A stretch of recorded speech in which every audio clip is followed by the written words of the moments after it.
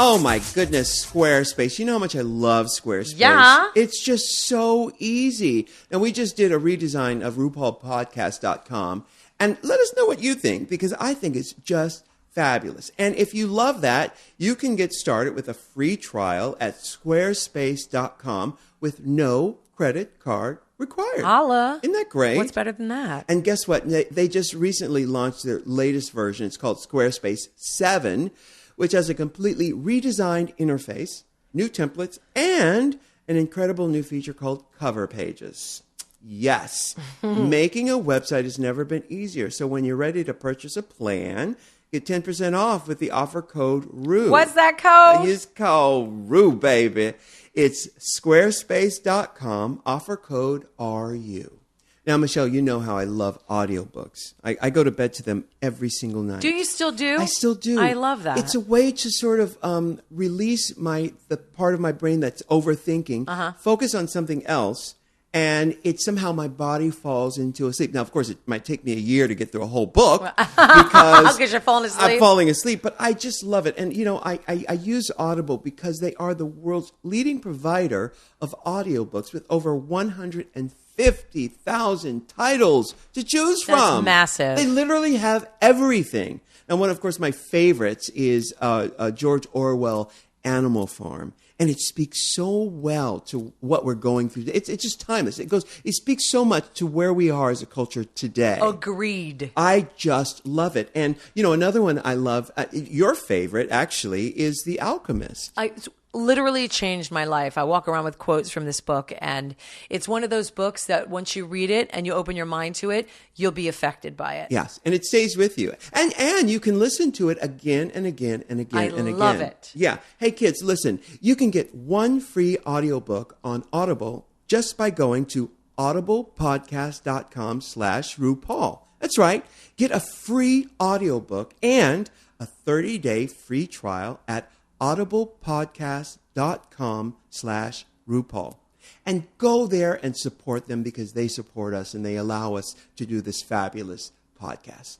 Hey! Hi, Annie! It's Ru and Michelle. What's the tea, child? Oh, my goodness. So many things to talk about. I'm still not over the fact that Michelle is back. I know. In Los Angeles, I know. California. In the United States. You have been gone for so long. It's kind of crazy. It's really crazy. And, you know, the minute I got out of that Celebrity Big Brother house and I called my kids, Lola, the youngest, literally broke down on the phone. Oh. It was like a release. Like all she needed was to hear. She's like, oh, like she did Yeah. It was the sweetest moment. And it was the moment I was waiting for. What, did any traumas happen while you were in the house? I mean, like, what was the biggest thing that you missed while you were in the house? You know, Ru, the irony is when I'm on the road and I'm, you know, touring or doing whatever, I have the FaceTime and I have the Skype and they don't ever want to talk to me. Not ever. But the fact that she couldn't talk to me changed everything. Yeah. Nothing big happened, you know, nothing earth shattering. And if there was, they'd let you know. Yeah. You know. And so you went on this tour, I think 47 cities around the world. Yeah. When you were in Seduction, Yes. Did you go on that expansive? Bigger. We did an 8-month tour with Milli Vanilli. 8 months with Milli Vanilli. Yep. So wow. that tour was massive. And it was only in the United States. That's the weird shit. United States and Canada. We didn't even do around the country, around the world. It was only here. So we did like really every city possible. You know, I'd gone back to cities that I'd played with Seduction that I hadn't been to, like Louisville, Kentucky. And the warrants were dead by that point. They sure were. Yes. So I got no trouble when I stepped off the bus versus last time. And when we went to Amsterdam, I actually saw Fabrice came to my show. You are kidding me. Yep. Now that's the one you dated. The other one's dead. So that's right. That wouldn't be yes. easy. Well, but you still could have dated him. No, I didn't date him. Not that kind of dating. Right. So, but you dated Fabrice. Because I remember that when he was on the VH1 talk show that we did, he was a guest on there, right? Yes. And that was the first time you had seen him in several years. And since our tryst. Yes. So this time he has a baby. He's got, a baby mama, and he's so happy. And he's become a DJ, and he's doing EDM music, and it's so great to see him from me being in more of a power position because he was always like it. You know, Yes. Milli Vanilli was massive. Did he still have the braids? He has dreads now. He has a dress. Did he walk in with a big, oversized red blazer on with shoulder pads? And biker shorts? Yeah. No. No? No. Oh, my goodness. I know. It's what a letdown that was. And what, is he still gorgeous? Lovely. He looks Beautiful. fantastic. He's super happy. And they, at the end of the show, after we did our thing and I sang my songs and stuff, they played Girl, You Know It's True. You are... I was dying. I was cracking up, and I see his little face from off the side of the stage laughing. And so he's Dutch? No, he's French, but he lives in Amsterdam now. His wife or his girlfriend is Dutch, and he's like a stay-at-home dad and takes care of their kid, and she's a big like, kind of celebrity nutritionist. And then he does his music and stuff on the weekends. Wow. Which is really cool. And it was so great for him to see what I do now, and he loved it. He loves seeing your queens, and he's just a huge fan of the show, and it just really... was a great moment. So that was Amsterdam, and Mayday is there. Did you get to meet Oh my Mayday? God, how do you know Mayday? When I performed in Amsterdam, Mayday was the promoter who brought me over. When was this? this? I don't know, probably 07, probably. Mayday is the one who took us around. Mayday is amazing. She's lovely. Mayday gave me the cutest little pink Gucci bag. Like, she is amazing. Yeah. That is so funny that you know Mayday. Oh, no, we correspond on Twitter. She's and amazing, isn't lovely, she? Absolutely lovely. And, Yes. I got to tell you, Amsterdam is one of my favorite places I ever. fell in love with it. I haven't been Yeah. there since a religious trip in 10th grade with my confirmation class when I burned the guy's eye with the cigarette. Didn't I tell you this story? No. Can I tell you really quickly? Yes, please. So I was with my confirmation class. I must have been, 15? And I smoked. My mother wasn't with me, so I was smoking cigarettes, right? Not supposed to be smoking, but Right. she wasn't there to yell at me. Virginia's them, menthol lights. Okay. So I'm down in the bar with my cigarette, and it's crowded. Because in Amsterdam, you just got to be able to see over the bar to be able to go to a bar, right? So I have my hand in the air with my cigarette thinking, I don't want to burn anybody if I keep it low. Because Right. I was not a professional smoker at 15 years old. So I'm walking through the crowd like this with my hand up. All of a sudden, I hear a guy go, ow! Kss. My cigarette goes in his eye, and I burned his eye. Oh, my God. Instead of facing the music, what do? Run. Yeah.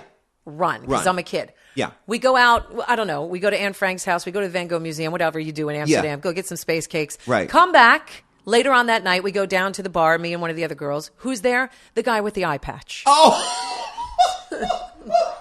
He's there with an eye patch. I turn around and I walk away. Yeah, but he was still at the bar. Oh, my. With the drink and an eye patch. I left. I ran out of there so dear. quickly. That's the last time I was in Amsterdam. So this time I'm back with a bunch of gays, not knowing what to do. I don't drink, I don't smoke, so I'm Right. boring. I didn't want to go see Anne Frank's little house because we're going to go again in October with my family. So that's when we'll do everything, all that stuff, and go Yeah. to the museums and stuff. Yeah. So what happens? Mayday and Bianca take me shopping. Fell in love with that city properly. Yeah. Now I'm 46 years old. I can actually look at it with open eyes and not, be a kid going, I don't care about no Anne Frank. I don't Yeah. care about no one-eared Van Gogh. I want to do this. I want to do that. I want to go to the red light district. This time I went and I appreciated the gorgeous city for what it was. Had such a good time with Mayday and Bianca. Thrift shopped, went all over. Great shopping in Amsterdam. Yeah, I love it. And was it what was the weather there at that It point? was raining sideways. Yeah. But, That's what it's you know, like. But I thought you were going to say that Mayday sat you aside and said, my brother was that man with the eye patch. Shut up. That would have been amazing. But no. But I do love me some Mayday. Actually, though, when I was performing in Amsterdam, who came up on stage was the girl from the group Two Unlimited, who I performed with her. And she was there? She was there. Is she They Dutch? were Dutch. Yes. Oh, I didn't yes. know that. She came up on stage. Y'all with ready me. for this? Dun, dun, dun, dun, Yes. dun. Okay. No, is that the song? It's one or the other. All those things out. It was like no. Wait a minute. Wow, that was great. Yeah. No, George loved the song "Let the Beat Control Your Body." Let the beat control your body. I don't know that one. What's Yeah. the hit? Their hit was. Y'all ready for this? That wasn't. Yeah, that's it. That's it.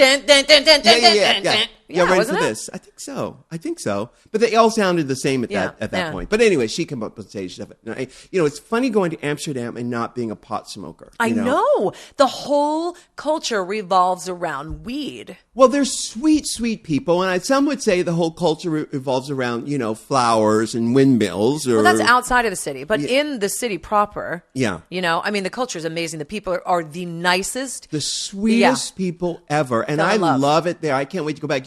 I think the first time I went there, I was performing in Italy or Germany, and PJ was with me, George, and Joelle. We were all together. And I finished my show in Hamburg. We jumped on a train. Say hamburger? You're making me hungry. Jumped on a train to go to Amsterdam. Yeah. Still tired from performing. We went, smoked so much weed. This is like I remember those days, girls. Trust. Yeah. Smoked so much weed. Jumped on the train, came back, basically asleep, hadn't slept, anything. I barely remember Well, they had a anything really about great bunny story about her eating a space cake, not knowing that you're supposed to eat like a piece of one, and she ended up eating like 2 whole ones and like woke up in the gutter somewhere. Like, it's a typical bunny story. And they were telling me that, and it was really, really amazing. But sidebar, what do I have to do, even though you're a woman of a certain age, as am I, to convince you to go on another world tour? Well, and listen, I can open it. I have no problem being your opener. No, this is something I want to do this. The thing is this. Right now, while I'm doing television, I have the opportunity to work in Hollywood. I'm going to do that because physically it's so much easier, and it lays the groundwork for world domination. Right. The thing when you physically have to go out and make that money, which, by the way, I could make more money doing the touring 100%, than I can do the thing. 100%. The toll it takes on the body, and then having to go to the airport and all that kind of stuff, it's horrible, and I hate it. But I will though in America. I'm thinking about doing it this fall if this movie project doesn't come through.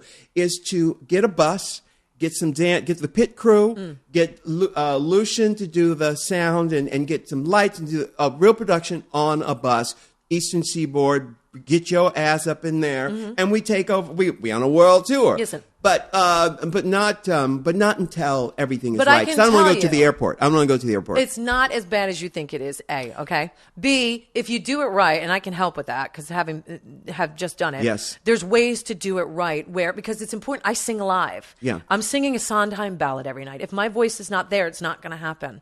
So for me, it has to be done the right way. Yeah. So you can sing properly. You're singing live. Your voice has, so you need the rest in between. It's a matter of planning because the first time we did the tour, it was city, city, city, city. By the fifth performance in I thought putty tat. Yeah, By the fifth performance in a row, my voice was shot. Really? So you have to plan it right so you're getting rest in between. Your body's acclimating to the weather, to wherever you are. I'm telling you, it could be done and done right. So we'll talk about that off. I did want to put it out there on the air so you could be kind of plant that seed. I want to do it. I want to do it because, it's a public service, and, I do want to, no, it really is, it's like my outreach program. For the kids want to see you. They're dying to see you, and I'm good, but I'm not you, girl. But this is the thing. It's different from when, I've been working in clubs since, since after World War II, basically. And, after we got at the USO tour. Exactly. With Martha Ray. Bob Hope and I, he used to put up, he would put us up in the most posh hotels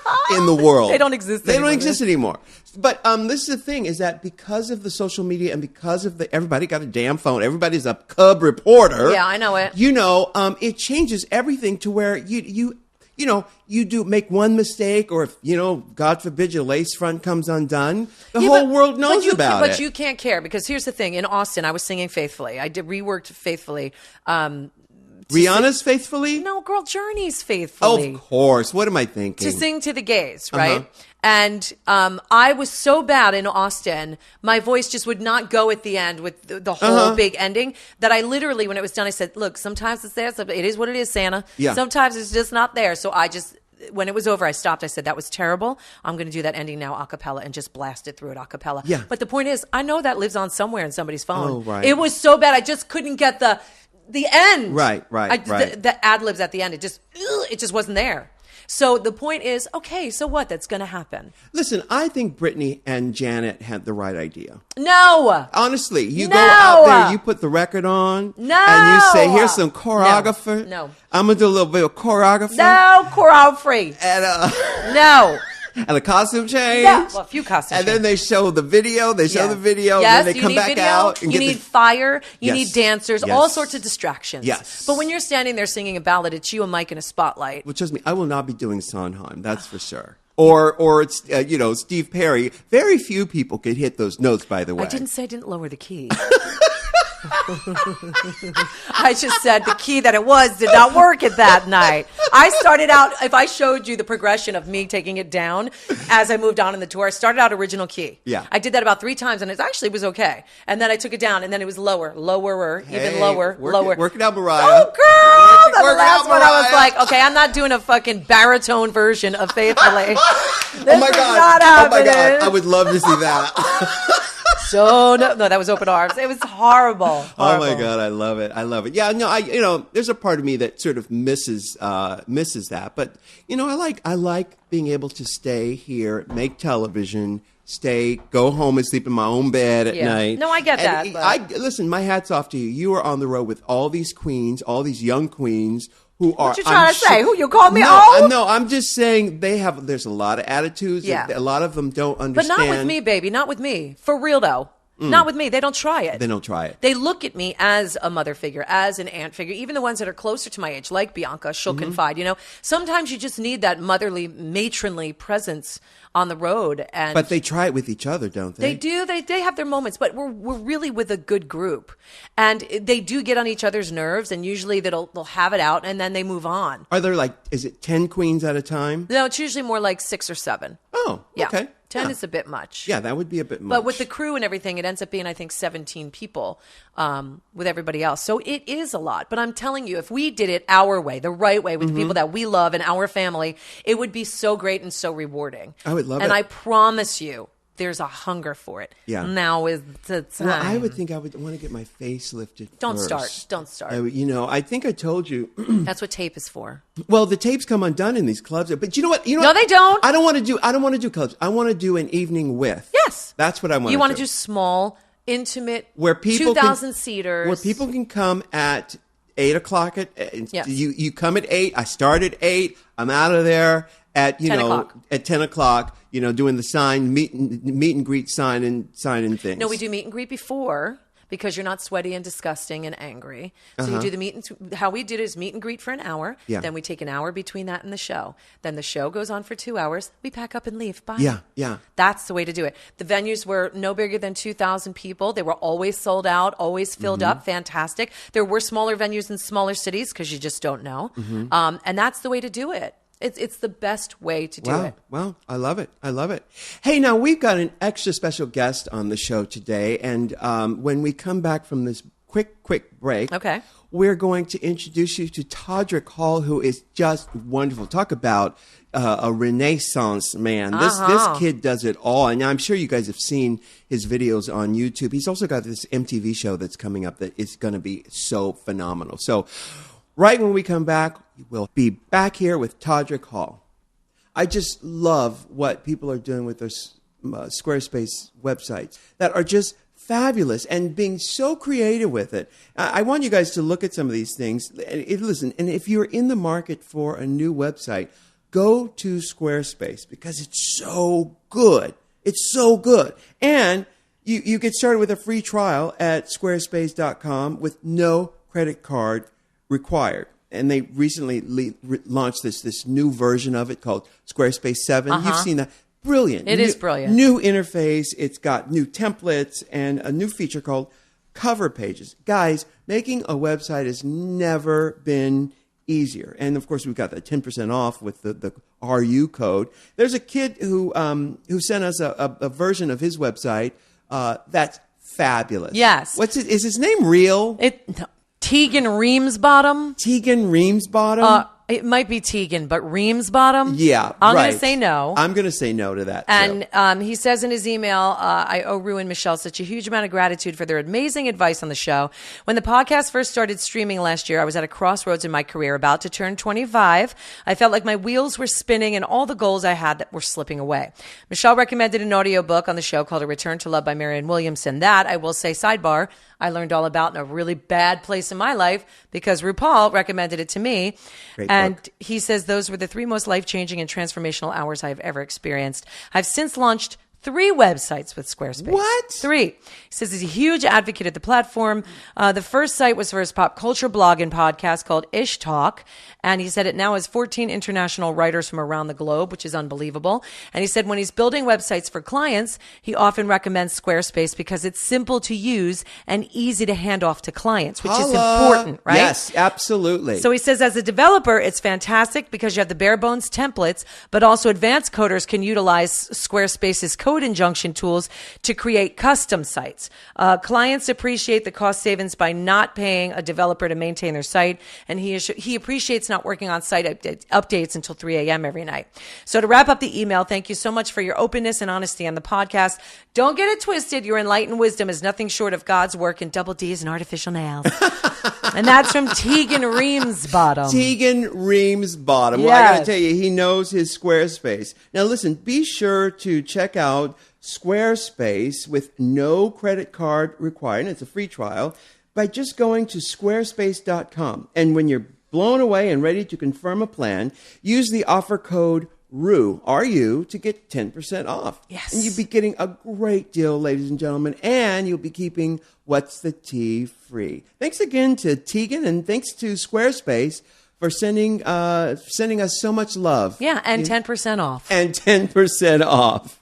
All right, we are back, and guys, we've got Todrick Hall here, who is, I just love young talent, young people who just have got it all. And you know what? This kid here, he's got it all. Hi, Yes. Todrick. Hi, how are you? Now, tell me about your MTV show. Is it already started?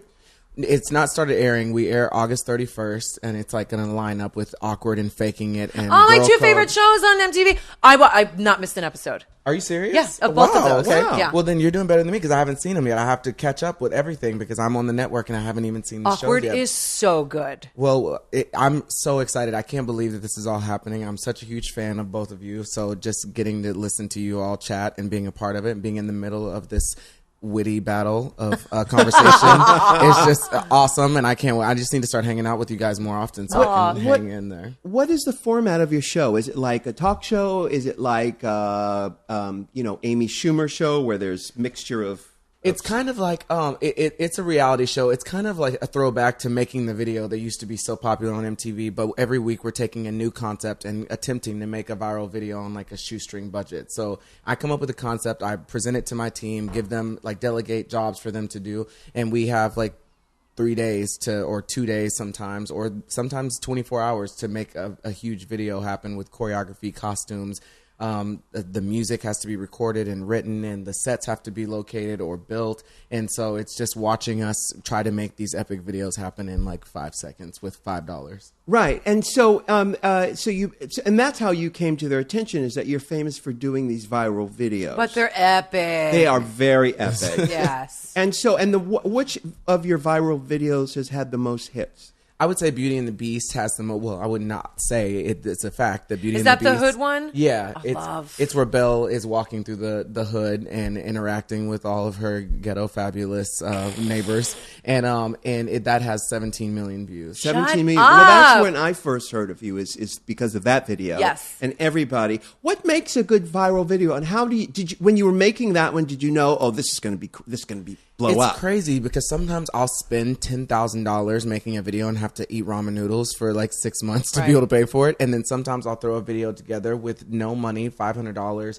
and that video will be the one that gets huge. I think people just like the juxtaposition of this Disney princess walking through the hood. Mm-hmm. And I like the fact that she wasn't turned off by any of the people. She just existed in this neighborhood with all these people that were just the epitome of ratchet, and she had no idea. She's reading an Ebony magazine, and she's popping her, patting her weave. And I didn't want to make it that she was disgusted or turned off. She was completely a citizen of this community, and I think that's what people were attracted to. Well, Plus, we love ratchet. Yeah, and they were attracted to the production value was so good. Now, Yeah. But when you have a video like that on YouTube that has 17 million hits, what kind of revenue would you get expect from that? And you don't have to answer this. You don't have to say it in numbers, but especially if the IRS is after your ass, you know. No, they're not after us, and I think it's like a pretty I think it's public knowledge, kind of like if you go on and Google it, that every million views on a channel. Sometimes people think that a specific video has to be big, but it's based on your channel, so it's like a network of like all of the views that you made in that month. Each million views equates to anywhere from $2,500 to $3,000. That's all? That is it? So you're doing a lot of chugging out. But whenever you have so many videos, sometimes it's just blogging videos that are for free. And now we have close to 200 million views on YouTube. So it's like every single month. If you're 16 years old and you're putting up a YouTube channel and you're getting 10 to 20 million views every month, that's kind of a lot. And it does, for a kid. But like if you're, and nothing to take away from how amazing the things that you've done. But to me, I thought there was like, or maybe it's grown now. Okay, I'm talking too much. So I guess the question is, when it first started, was it different than it is now? With the revenue? It was the same. It was always the same. It was always the same. They didn't cut back since they've gotten bigger. No. Huh.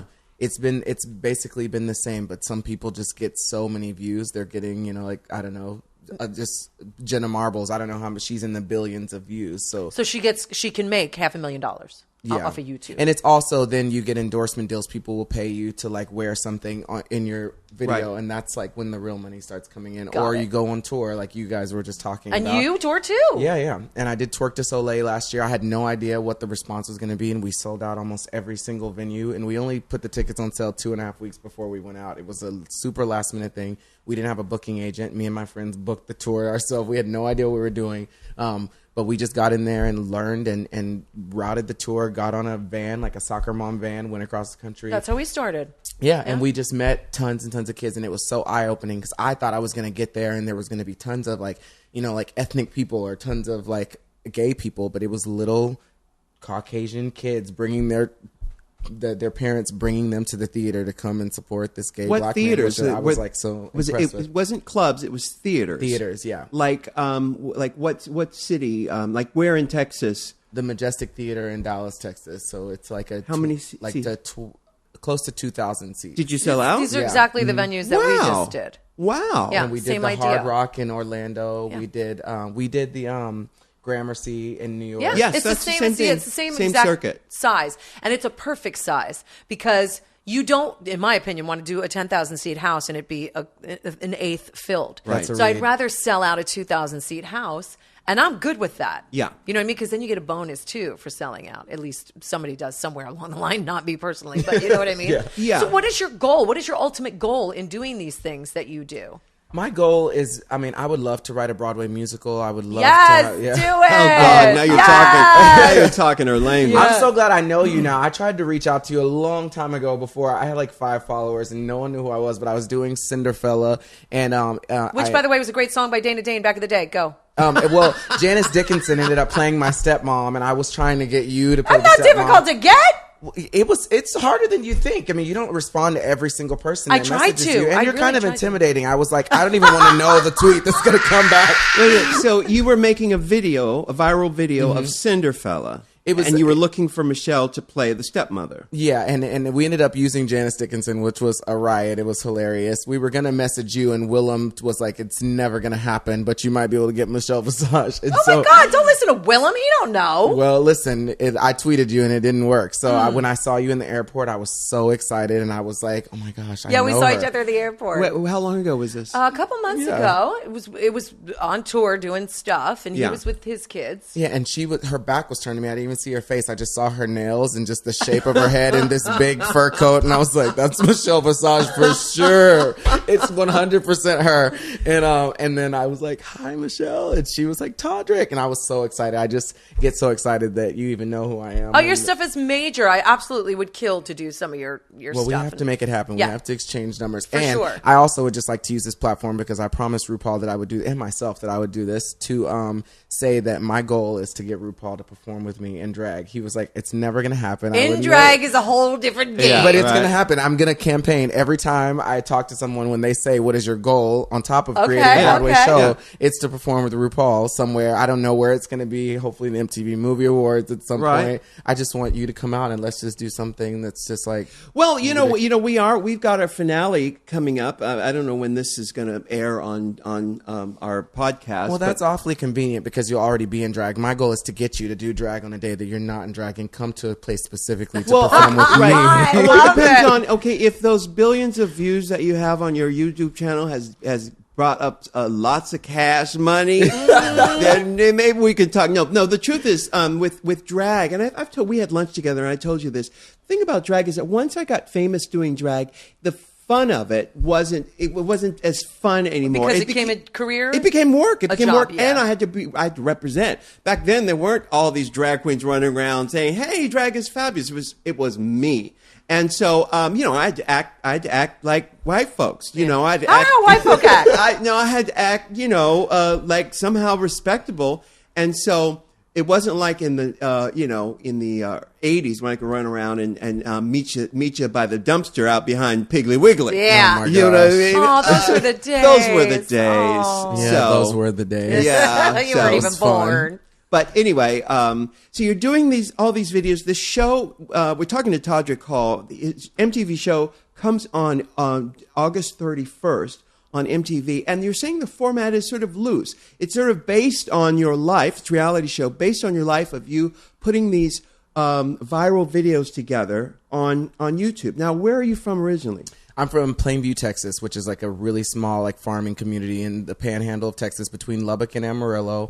And I grew up there taking ballet since I was 8 years old in the Nutcracker every single year. Oh, I love it. That's what I was doing. And then I found out what Broadway was when I was in middle school, which is really sad. But we were in such an uncultured area that we didn't. That's not sad. Kids don't know about it much sooner than that. It's really sad. In fact, when I was on Broadway, I did 3 shows in New York. And when I was in Memphis, they were trying to decide whether to put the show on DVD, and everybody was in such an uproar, and I stood up in this big meeting like anybody gave a shit what I had to say about anything. But I just felt it was really important for them to know because they're so far removed from reality. I was like, people don't know what Broadway is as much as you would like to think that they do. And that's why it's dying, honey. Mm-hmm. Yeah, and I was like, anything that we can do to expose children in these communities across the country to theater because they're not getting it in their public schools is really important. Oh my for us God, to will do. you marry me? Yes. Seriously, this is amazing. No, I don't want to get cheesy, but I'm really passionate about making sure that kids are exposed to theater because I didn't know what it was. And as a young African-American kid growing up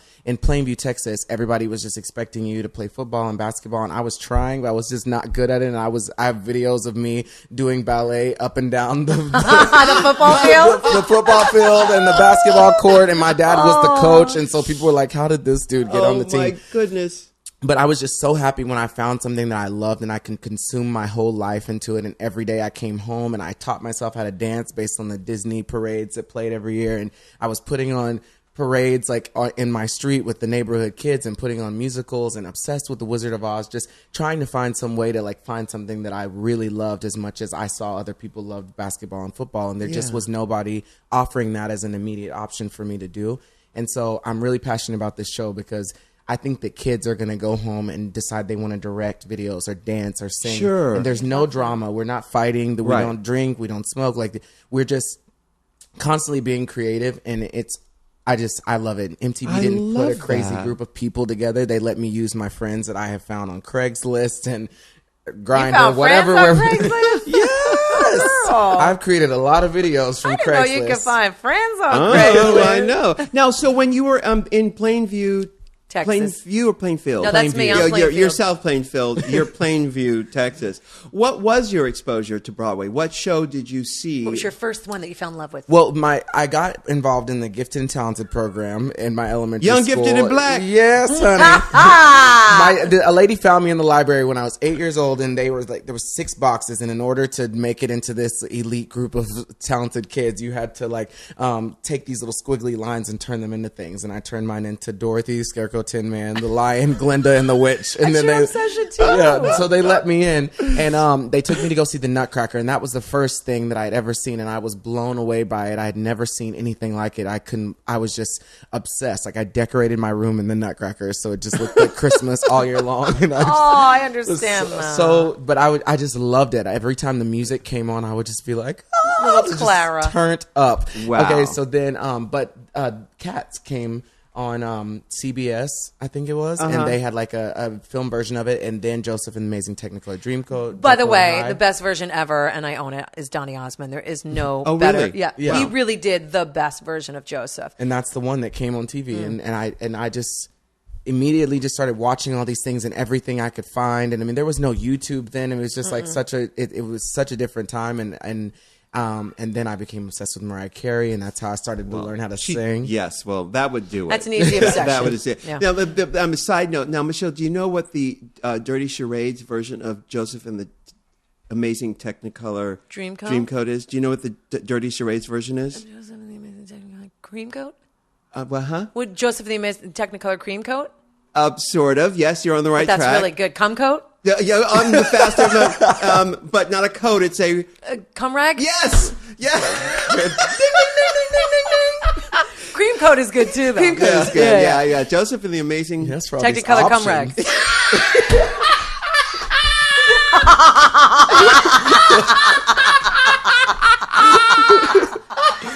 I am obsessed with this day.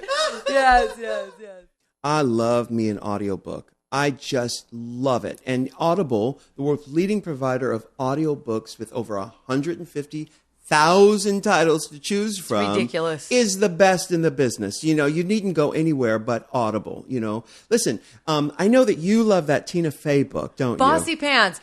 She literally was the model for the way that I wrote my upcoming book. Oh, my goodness. Yeah.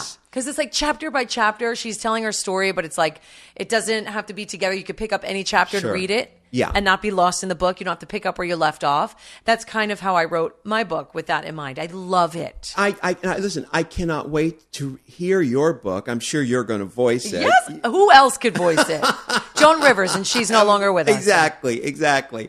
Well, listen, they have everything at Audible. You just go there. Listen, you can even listen to your favorite audiobooks on any device. And when I say any device, I do mean any device, which makes it so easy to use this service. Yes. You know, I'm so excited because they have this thing called Whisper Sync technology, which lets you switch devices and save your bookmarks. So if you start reading it on your iPhone, but you left your phone downstairs or whatever, and you're on the plane and you got your iPad, it'll pick up where you left off without even being on that device. How brilliant is that? Brilliant. Well, it just speaks to how we live and our lives, you know? Yep. And don't forget that if you order a title from them and decide early on that it's not for you, you can even call Audible and they will let you swap it out for another book free of charge.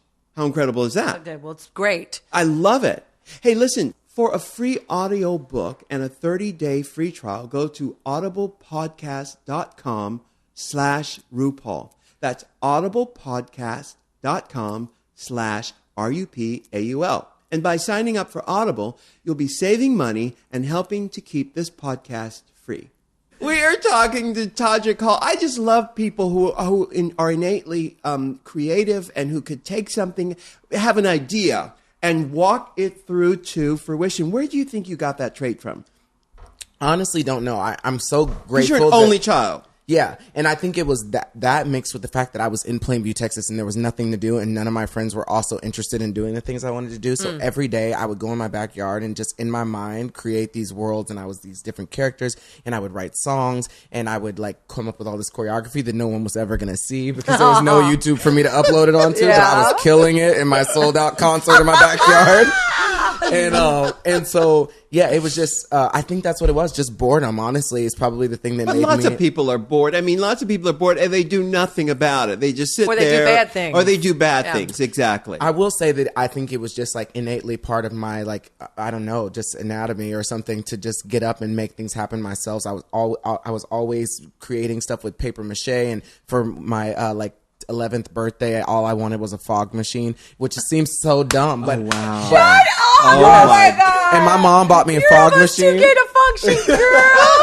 I love you. I lost my mind. There's the Did she buy it for you? Oh my gosh. And they were just like, they gave me all my presents and there was no fog machine. I was so sad. And then all of a sudden I heard, and I was like, I was just so excited. Your parents are fantastic. They are. Every year I would do my own presentation of like a stick puppet show of the Nutcracker, the whole 2 hours. And I would decorate all these stick figures for every single, the Rat King. Did you ever get to dance the Nutcracker? Yeah, every year for 9 years. I danced it. I was the first Black Fritz, which was, I learned later, was a huge uproar because I was in such a conservative place. And a lot of the season subscribers were like, we will not come back and support this if you keep. Welcome to Texas, girl. Yeah, but luckily I was with a bunch of people who shielded me and I never knew any of this was happening. I was just up there twirling with my biscuit feet. I was not even that good, but I was living my life. And then when I was 20 years old, I was on a cruise ship and I was obsessed with Oprah. So my mom would like,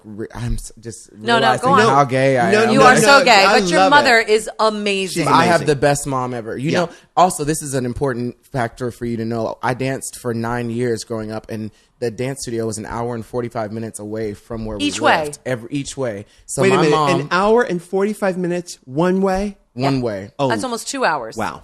Okay. And my mom, every day, we had class every single day except for Sunday. And my mom would drive me. She got a new job where she could leave school and drive me to class Your and mother back is a home hero. every single day. And that didn't mean very much to me until like I grew up and realized like a lot of people's parents wouldn't do that. But there were no opportunities not a lot. for us. Not a lot. Most. Yeah. Exactly. I'm a parent. Wow. Trust. Yeah, and my mom, I remember this is like one thing that I will never forget. I wanted to audition for my first Broadway show, The Color Purple. I saw on Oprah that Fantasia was in it. I was a huge American Idol fan.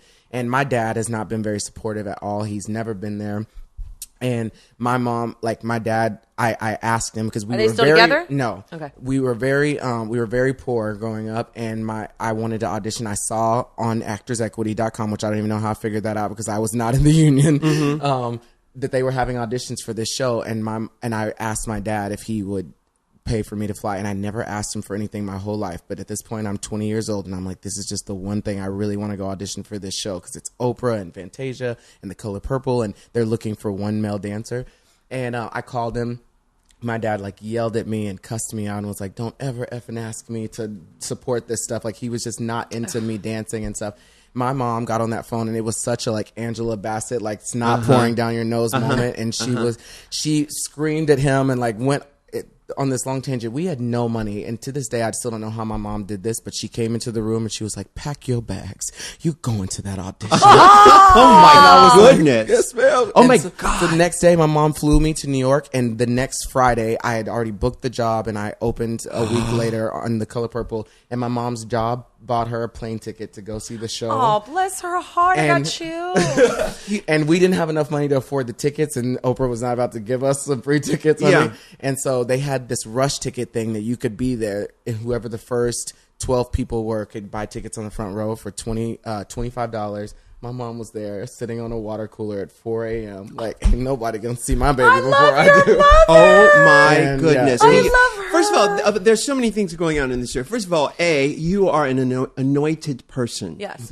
Anything you want to do, you will be able to do it, and the universe will open its doors for you, and that's just that. And there's nothing you could do to change that. And that's the way. That's first. Second of all, you said you were on a cruise ship and something about Oprah. Is that when you learned about Actors Equity while you were on the cruise ship? I was on a cruise ship and I didn't know what it was, but I was looking up things. What were you doing on the cruise ship? Were you I was working? singing and dancing on the cruise ship, and it just wasn't for me. And I just was like, I have to get off of this ship, and I just took a leap of faith, got off the ship. But that's why I didn't have any money. The ship docked first, though. The right? ship docked.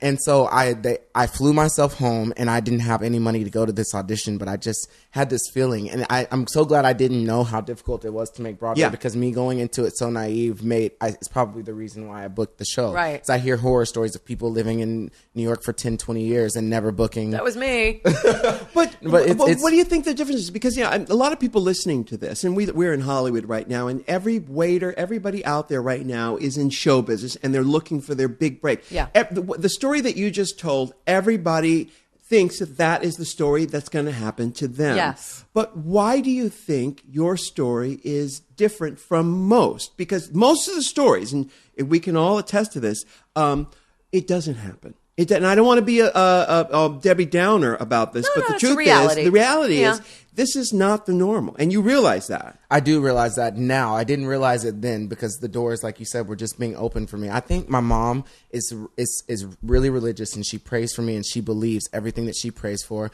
I also believe in The Secret. I think if you go in, I went into the audition thinking like, I'm so right for this role that I think I could do this if I do a good job. And also when I got the call back, I didn't go out and go see what was going on in New York. I was there to get this job. Yes. And so I went home and I rehearsed and I rehearsed and I rehearsed because there was no way I was going to let my mom go through that much work to get this ticket for me. And so the stakes were just higher for me.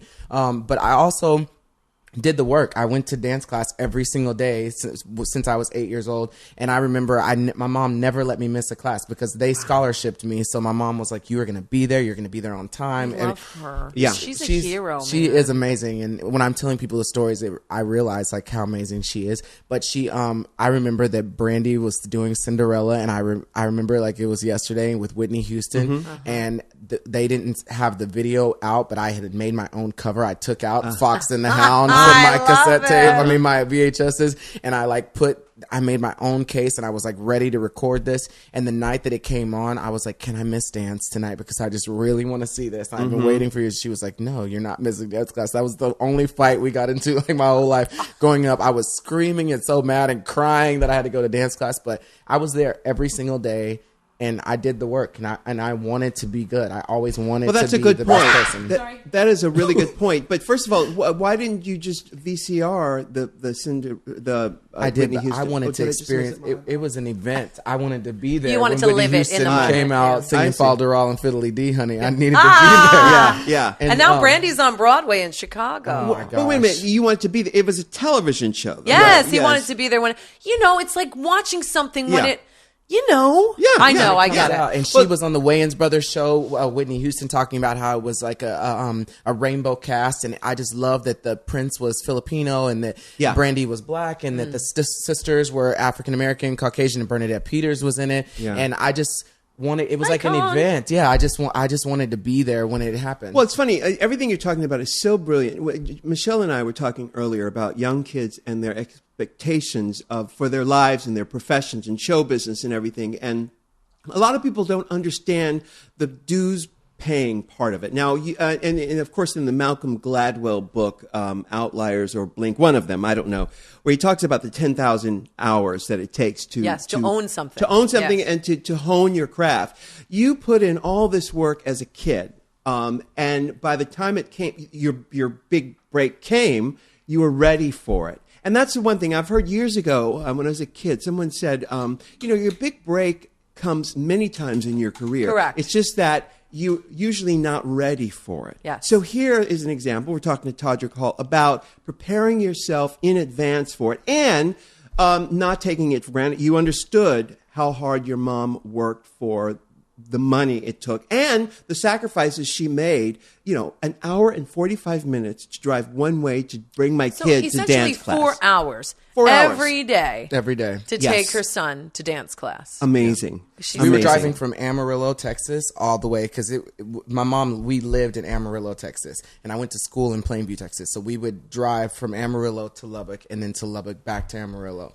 And I mean, it's a pretty long. It's a long distance, and I didn't know Lubbock was real. I just know just the 10 of us. Yeah, no, Lubbock is absolutely real. Actually, I did a show there. Did you? Yeah, I've performed all over Texas. I've done Amarillo before, but I'm just trying to get from you. If you may be too young to know this, but what the difference was. Obviously, you have the dedication in your conviction and focus and focus. How old are you now? I'm 29 now. Yeah, he's still but baby. what is the takeaway for the kid? We deal with a lot of kids on RuPaul's Drag Race, young people who are 21, and so many kids who come from a background where all kids, no child is left behind, and all kids get a trophy. The thing is, with all kids get the trophy, that renders the trophy worthless. The first place doesn't mean anything. First place doesn't mean anything. When 11th place is getting a trophy too. Yeah. So then you're to strive for number one. Then isn't the thing that people do. And also he's been paying his dues. Even if he's in his backyard or if he's at dance class every day, he's paying these dues. A lot of the kids today will learn how to do makeup on YouTube or start deciding that they want to be a drag queen. Let's use this for an example on RuPaul's Drag Race. You can use it, any analogy you'd like. I'm using this because it makes sense for us. And then they think, well, I've been doing this for 2 or 3 years and I learned from your TV show and I learned from YouTube. You don't need to tell me I'm paying my dues. Right. I didn't get on this show until now. Have you ever worked in a club? Right. No. Have you ever done a drag show? Right. No. So the dues are part of the process. Yeah. Sure. And I'm telling you, if you haven't paid your dues, what you've got won't last. Exactly. Because there are so many things that come up. And I love the Todrick. It's called the Todrick Hall show. It's just called Todrick. Todrick. Yeah. I love the idea of filming the process of having an idea and bringing it through to fruition. Yes. Because this is the kind of thing that we try to teach our kids on the show. It's making outfits. It's making phone calls. It's actually being a diplomat, knowing how to create a network of people who you can work with for years and years to come. That's why it's important to not piss certain people off. Should be true to yourself, but that doesn't mean you have to go on. You don't have to be a dick. You don't have to be a dick Yeah, on social media and say, I don't like that. Actually, the truth is, if you don't like something, just don't watch it. But why do you have to go and report to the world? That negative energy. I don't like that. Yeah, it's can't like, stand why it. don't you just talk about the things you do like Yeah. then? Why would Yes! you spend time on the things you don't like? Ding, ding, ding. You know what I mean? Yeah. So, but I love your story because it really does speak. It speaks to the tried and true way to make it in show business, Yes. which is you pay your dues, you put in, Yes. you learn your craft, and you remain a sweetheart. And You're a you sweet person. Create your own destiny. You Yeah, that's create right. your own magic. I love that you just said that. I just got chills now. I think, what you were saying before, like, this is an important thing that people should know. Like, no, my mom didn't enroll me in dance classes. At 8 years old, I found out what it was and looked in the phone book and called the dance studio myself, wrote down everything that I had to do, and I gave it to my mom. And luckily, she was willing to drive me there. Yeah. But my entire life have made it a point to go and make opportunities happen for myself because opportunities don't just come knocking for people who are like me. And that's why I think it's so awesome that MTV has given me this opportunity, because there's not a shortage of talented gay African-American men in this country. It's just difficult to find a network that's willing to put their faith in something that is not necessarily a blonde-haired, blue-eyed person that they know is going to sell to kids that are teenagers age 16 to 24 or whatever. Right. And so with that, I've also just, like, every time they're doing something, like with the show, the people at MTV, I probably drive them crazy because I'm like, this is just not good enough. It has to be at this level. So I'm still doing the same fighting that I was doing in my backyard to try to make things happen on MTV, which I didn't realize that would happen. But when I need something to happen, I can't stress to whoever's listening to this enough that you have to fight for everything that you believe in. I wanted an opening song. Like, I wrote a theme song for our show, and they were like, that's just very 90s. It's dated. There's no way that the network is going to give you 1 minute and 8 seconds to do this. And so I fought and fought and fought. Then they offered me a 12-second thing, and I was like, well, that's an Instagram video is longer than that. Then I'm not going to do it. And so I said, no, we're not doing it. And I put my foot down. I was like, we're not doing it. And so then they gave me 30 to 40 seconds. And so I took their budget, and I said, okay, I'll do that. And I made everybody come to my house at 5 a.m. to get into their hair and makeup because we didn't have time to waste when we got to set. And we shot a 1 minute and 8 long second thing. And I said, that motivated me to, like, make it so much better that when they clicked on that link to watch this opening, that they had That they couldn't say no. They couldn't say no. Yeah, And smart. And so they greenlit for every episode a 1 minute and 8 long second opening song that I think really represents the spirit of our show, and it's just going to get it started off in the way that I would want to be presented to the world. And I want to say one more thing. From doing these videos, Beyonce reached out to me from seeing these and asked me to choreograph the Blow music video for her. And she's brought me to so many of her shows. And she's given me the most amazing, amazing advice and sat me down and, like, just said just, like, really wise things that you already know that you should be doing. But when someone like Beyonce says it to you, it just means more. And she said that her and Jay-Z sat down and watched like 30 of my videos and was like, this kid is somebody who's not afraid to believe in himself and pour every dime of money that he has into his art. And that's exactly what I did. I was okay with eating ramen noodles and not having a car and taking the bus. After I had already been kicked off American Idol, I was taking the bus because it was more worth it to me to spend the money on my videos and be humble and deal with the fact that people are gonna have to recognize me for being on that paying show. dues, baby. Yeah, and you just have to not let your ego get in the way. Like, it's okay for you to just do whatever it takes and call people. And I say, I know that this is your rate, but what can I do? People are humans, and they will make exceptions for you if they see that you want it bad enough. Also, your storyline, you make me and anyone who's heard your story want to root for you, because you said earlier, MTV took a chance on you because, you have talent, but there are a lot of people out there like it. Truth is, there really aren't. We think there are. There really aren't. There are a lot of people who are African-American, yes. A lot of people who dance, yes. So a lot of people. But I got to tell you, when we cast RuPaul's Drag Race every year, I see the tapes and I see who auditions. And I'm sure you've auditioned people too. You realize that there are very few who have all of the components together at once. Some people have a little bit of this, some people a little bit of this, you know what? And so what you are is the total package, what we like to call the TP. TP, not toilet paper. Total package. Total package. Yeah. And that allows people to root for you. That's why true. I say you're anointed. You really are. It's and that's few what and your far mother between. What's that? It's few and far between. Few and far and between. And that's the truth. You think that there's all these talented people. We were talking about this earlier. I said you could pick any given singing competition that you want at any time. Yes, they can sing the pants off of us. But do they have everything it takes to be one total package? Right. No, because some of the best singers in the world we don't know or can't hear from anymore that have won American Idol. Sure. Let's just say American Idol. And then there's ones that are out there that are massive superstars that aren't the best singers, but they've got that it factor. They've got the it factor, and they've got the work ethic. Yeah. I got to tell you, somewhere in the world right now, Madonna is working out.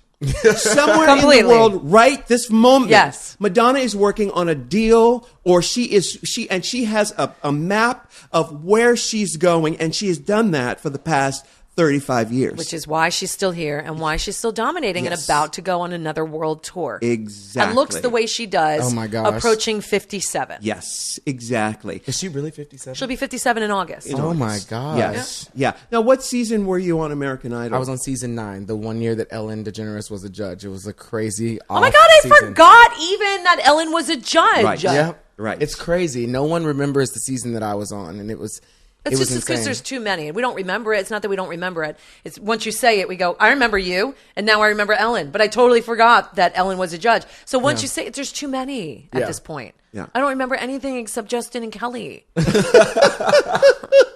You what I remember Carrie Underwood. But Come you know on. what I'm saying? Yeah. You remember the Catherine McPhees and you had these moments, but it's a blur now. Yeah. And who Karen won that year? Guardio. Lee DeWise won. See? Hello? Who? No shade. Yeah. All tea. Yeah. Yeah. Not that Lee can't sing. Yeah, but I'm sure. who? No, it takes more. You really have to be able to be a business person because, people have a short attention span, especially these kids, short attention span. So you really do have to be what you're being. You're an entrepreneur. And that's why you got the attention of so many people. He Beyonce. speaks to short attention span theater people too. Like he's got an eyegasm everything that Todrick does. There's so much going on that's like you have to rewatch it and go, oh my God, look at that. Oh my God, it's that type of kind of mentality. I love it. I love it. Too. I think you and I will be working together, and I will be in drag because this is There the you thing. go. We're putting together World of Wonder. We're putting together a movie, so to utilize all of our kids and Michelle and everybody. And who's gonna play me? You're going to be playing you, but I think that or either you or we're thinking maybe Raven Simone. Yes, perfect. How about Jada Dorfier's being Raven Simone being better even yet? But I think you would be perfect to direct this thing. You would be perfect. That's awesome for you to say that. The people at World of Wonder mentioned it to me slightly, but I was just like, I would be flattered and honored to be a part of it in any capacity. But well, then it's done. From your lips to God's ears. It's done. He's going to have direct that the vision, movie. baby. He has the vision, and Thank you. that's what it takes. It really does take that, and because ultimately you can get really, really famous, you can get a lot of money, but after that, you're like, why do I do this? Yeah. You have to do it because you have a love, because you love beauty and art and working with people and energy and talent. And those are the things that will sustain a career. Todrick is the one who, like you, uses all the colors in the crayon box. Yes, it's important. It's very important. So what are you obsessed with these days? I know you love music and dance and then all that stuff, but what are your current obsessions? You walked in here with a backpack that it's a lion's head. It's a tiger. It's a It's snow tiger, It's a girl. tiger. A snow tiger, like Siegfried and Roy snow tiger.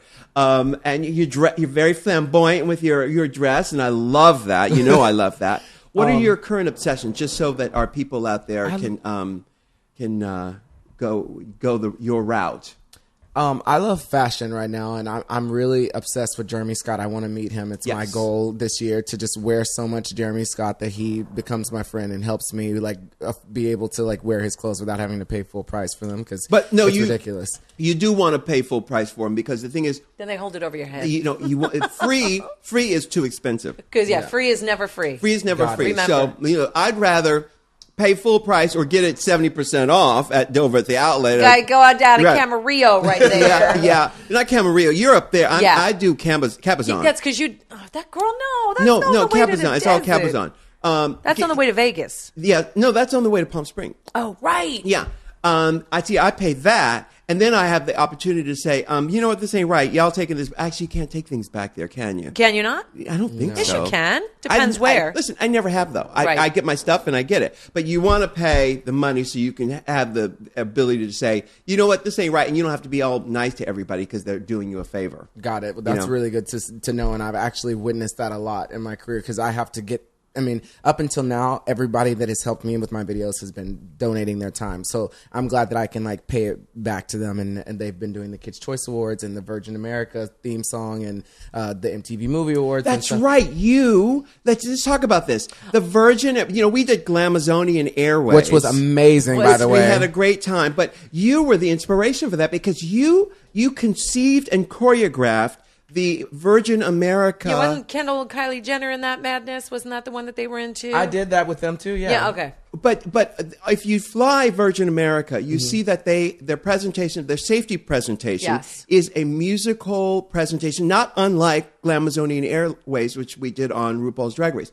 You conceived that and choreographed it. I didn't choreograph it. Jamal choreographed it. Jamal Sims. Yeah, Jamal Sims. Jamal Sims, yeah. Yeah. So that's how I know him, and he and I worked together on that project. But yeah, I wrote all the script and the music and the dialogue that they speak in between the scenes. And I'm a lot of the voices, like the little boy that has the deep voice. And I played 6 different voices on that. Wow. On that thing. Crazy. Yeah. Oh my goodness. I'm so glad I get to know you now because you are a show business powerhouse and we get to meet him now. Steven Spielberg, your future. Oh my gosh. Yeah. That's ridiculous. No. I had so much fun doing that. I got that because I was singing orders at McDonald's and crazy stuff, and I kept promoting these companies without realizing I was doing commercials for them and getting millions of views. And so they reached out to all these huge writers and asked them to write the song. And when they couldn't crack the code or whatever, or get these FAA regulations and make them stick and work and be catchy, they came to me and I had to audition for it. But I was competing with all these humongous powerhouse writers. Yeah. They were using pop artists, they were using people that write songs for Rihanna and Chris Brown and people like that, right? Because they wanted it to be something that felt like it could be a catchy song. And anyway, I got that job and I couldn't believe it, and I didn't realize how big of a deal it was going to be. But I've gotten a lot of opportunities from just being the face of Virgin and a lot of free flights, which I'm not going to pay for. Goodness, I love that. I'll take the free flights. Flights are different. Yeah, flights are different. That's the exception to that rule. So I do want to hear about the things that you're obsessed with, but I just want to go back for a second about with your mother. I'm sure of course, she's so proud of you. But oh my God. What is she doing now? Is she still living in... She's posted 6 posts since we've been here. Today I was looking, my mom, Shut she's so up. proud. Oh my God, how cute because is we that? just put out a video called 90s Disney 2 days ago, and it now has 600,000 So you're just a views. Disney-obsessed kid? I love Disney. Because I'm I so go Disney-obsessed, too. Every time I have an off day, I go to Disneyland. I love it. Do you know, we're going in June as a family vacation. I said to my kids, I have enough miles now. Do we want to go to Europe this summer, or do you want to go to Disney? They chose Disney. Wow. Yeah. That's how Disney obsessed our family. That's crazy. Yeah. It's in your blood or it's not. Yeah. Well, Michelle and I spent a week down in Disney World. Did. We were doing broadcast live. Morning Drive Radio for New York. But we had so much fun. It was fun, but I got to tell you, and you know this, after about 3 days, the smiles on the people's faces who work there got a little bit sinister and crazy. Yes. You But know? they're under so much pressure, those Diz Nazis. So Yeah. Well, and I'm sure that's probably not a name that they like. No, but I'm that's sure what they're- they. I've never heard that, but I love it. I'm adopting it into my day-to-day vocabulary. But you remember that, Michelle, though. Remember that, like, 3 days in, because we stayed in the park. We stayed in the park. They brought us down, and they brought George. Was David with us then? No. Colleen came. Colleen Yes, came. my That's girlfriend. right. That's right. So it was George, myself, you, and all of our people who worked with us on the Yes. radio. And we were in Disney World, Florida, Orlando, It for was- a full week. Yes, because we were launching. We were there for the opening of something. whatever Yeah. it was, Disney Quest or whatever it was. But what we did was we broadcasted every day from our little. They do the radio roundup, so the whole radio row is stations from all over the world, and we were broadcasting every day. Now it was like heaven for me because we get off and then we go into the park. You don't have to pay. It's like, oh my god, yeah. But the thing is with the people that work there, because I still know a lot of people who work there. They are under so much pressure to get done what they have to get done. You mean to smile like? No, but with media relations, you know how hard it is dealing with crazy radio people day in and day out? Right. That's why they were like, one eye's getting smaller and they're twitching in a fetal position by day 3. It is so much for them to deal with. Shout out to my girl, Lisa Harris, who still works there. She's amazing. She's the sister who's just cool, and she's like, whatever. From when we were there? No, but from my radio days. Yeah. She's amazing, but she knows how to do it and do it right. A lot of the people that I did know don't work there anymore because they crumble under the pressure. I would imagine. Disney's number one in the PR marketing world, in the world, for a reason. Nobody does it better than Disney. Right. Nobody. Yeah. And mess up and point with one finger and you're gone. They have secret employees that walk around just to make sure that you're answering the questions correctly, and you don't get a 3 strikes, you're out type situation. If you do it wrong, or if you say anything about there being possibly, potentially, hypothetically, more than one Mickey, then you're gone. You're gone because it's just about preserving quality the magic. control. It's quality control. I love that. And you know, Absolutely. that's a missing opponent Component to our world today. You know, that's why if there's a waiter or someone serving me and they're really good, I give them an extra tip. But when they're not good, you know what? I will still tip, but you know, that's all they get. praise the good. Praise the good. I praise the good because that kind of quality control is so. I agree. So your mother posted all these things because you did this '90s Disney thing. But I want to know about her as a woman. Is she happy? She's sacrificed so much for you, and you haven't made that $1 billion yet. Yeah. But you are a success. It's on its way. But you are on your way. Where is she with this? How does she feel about all this? My mom is very just every day praying that I keep people around me that are like real, because the more things happen, the more I realize, like, 'cause I'm so naive to people calling me, asking me for things and I'm not registering that to other people because I live in a bubble in my house and I don't leave. As soon as I leave here, I'm going home to write new videos for me to film tonight. Sure. This weekend Oh, to my put out goodness. next week. And so, but people will always call and ask, or people that have never been interested in being my friend ever before are now like, obviously, I mean, Sure. you both know this, I'm sure.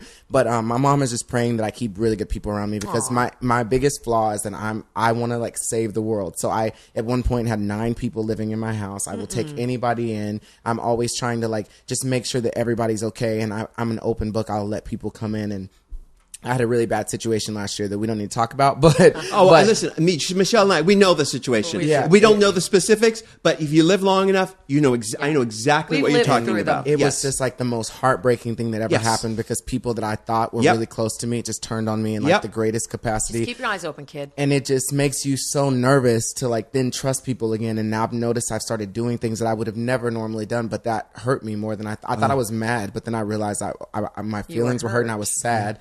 And I was just disappointed in myself for not seeing it coming, but also I don't ever want to get to a point where everybody that I look at or meet, I'm thinking, what do you want from me? Exactly. No, you won't. I don't think you have that kind of thing in you. If you stay present, people will tell you exactly who they are the moment you meet them. And you just have to have your eyes wide open, though. That's the thing. That does not have to happen, what you're just... Yeah. And, it is a fine line, because there are times when, usually if I'm not working, I will want to just stay home and just stay close to myself, because people will sell your shit. They will sell your secrets. They will do all this stuff. And so, it's important for you to stay you. And I think that you are already You know, you've got an upper hand because your mother is praying for you, and you are, like I said before, you are an anointed child. Those are the bumps in the road that come with it, especially when you come from nothing. We were talking about this in our last podcast.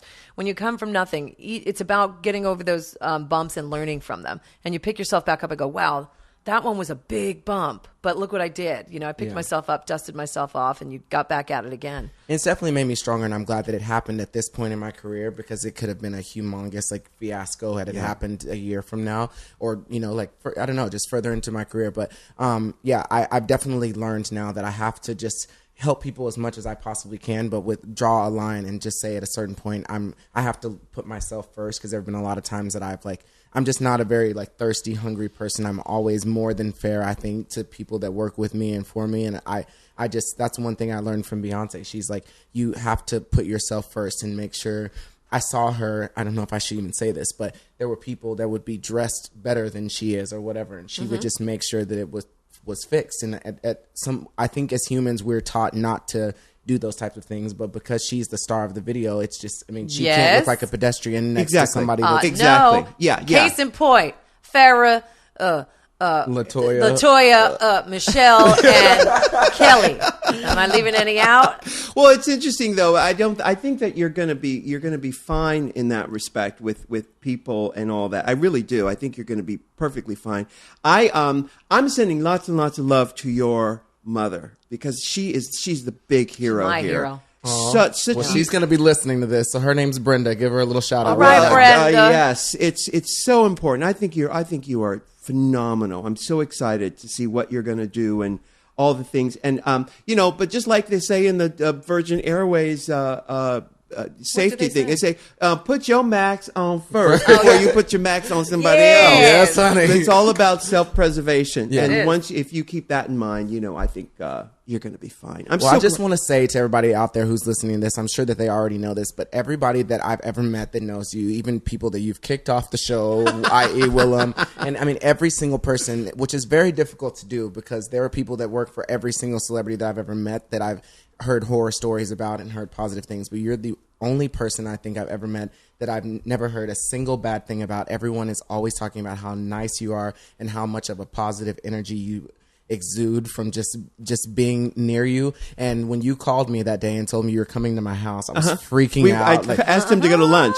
I wanted to see who this kid was. Yeah, and I just was, you don't have a clue how big of a fan I am of you and your show and of just everything that you represent. But to meet you and see that you're just as nice and genuine, every time I text message you, you text me back right away. And I was just like, I want to be like you whenever I make it. I want to be a person that every single person that's ever worked with me, from people that still work at MTV that worked with you back in the day when you were on the show, were like, he is an amazing person. He is so much fun. He's very witty, a great business person, super talented. And I just love that. I'm like, that's what I want people to say about me. I want to be as nice as you are. That's very kind. I love that. I'm actually very proud of that. It's very sweet of you to say that. Oh, thank you so much for being on the show. I'm sure your show is going to be a huge hit, and everything that you do. I'm serious about this movie. We've been shooting this around over at World of Wonder for a while, just shaping it. And I think it would be it's such a great, perfect match. So we'll be talking more. Awesome. Well, there you have it. I think we're out of time. We wanted to talk about some beauty thing. We can talk about it next one. We're out of time. We'll talk about it next time. There's lots of beauty to do. And lots of time for beautying. Exactly. So until next time, kids, thank you so much, and bye. Can I get an amen? Can I get an amen? If you can't love yourself, how in the hell you gonna love somebody else? Can I get an amen? And don't forget to subscribe on iTunes. If you can't love yourself, how in the hell you gonna love somebody else? Amen.